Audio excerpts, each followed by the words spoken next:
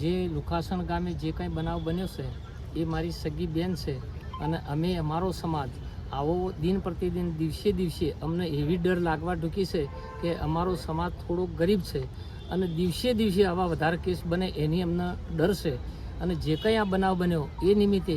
હાલ જે કંઈ પોલીસ કે જે કંઈ લોકો એની અંદર રસ ધરાવીને કામ સારું કરી રહ્યા છે એમની અમને કોઈ તકલીફ નથી, પણ અમને એક જ તકલીફ છે કે એમનો સાચો ન્યાય મળે અને પોલીસ ઝડપીમાં ઝડપી આ બેનના જે કોઈ આ આરોપી હોય હત્યારા હોય એ લોકોને તાત્કાલિક જેલના હવાલે કરે અને કડકમાં કડક સજા. અમારી તો એવી જ ગણતરી છે અમારા સમાજની કે આ લોકોને ખરેખર ફાંસી મળવી જ જોઈએ. આજે થોડા સમય પહેલાં શનિવારના દિવસે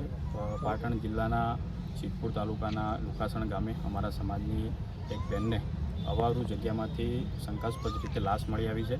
અને અમારી એટલી કલેક્ટર સાહેબ શ્રી બનાસકાંઠા આખા રાવળ યોગી સમાજની એટલી માંગ છે કે પાટણ જિલ્લાની અંદર જે ઘટના ઘટી છે એ આ રાવળ સમાજ રોષે ભણવાનો છે અને અમને એવું લાગે છે કે શંકાના સ્થાન ઉપર આ બેન જે નારિયેળના પાણીના માંથી પોતાનું ગુજરાન ચલાવતી હતી અને એની આવી બધી બેન દીકરીઓની આવી ઘટના ઘટી છે તો ક્યાંક ને ક્યાંક અમને એવું લાગી રહ્યું શંકાના સ્થાન ઉપરથી કે ક્યાંક ને ક્યાંક એવું અનિચ્છનીય ઘટના ઘટી છે જેનો અમને પૂરતો ન્યાય આપવામાં આવે, જેથી આજે બનાસકાંઠા રાવળ યોગી સમાજ આખો એકજૂટ થઈને આજે પાલનપુર બનાસકાંઠા કલેક્ટરશ્રીને અને માનનીય એસપી સાહેબશ્રીને આવેદન પાઠવવામાં આવ્યો છે કે ઝડપથી જેટલું બને એટલું પ્રશાસન સારી રીતે કામ કરી રહ્યું છે, પણ જેટલો બને એટલો સજાગ રીતે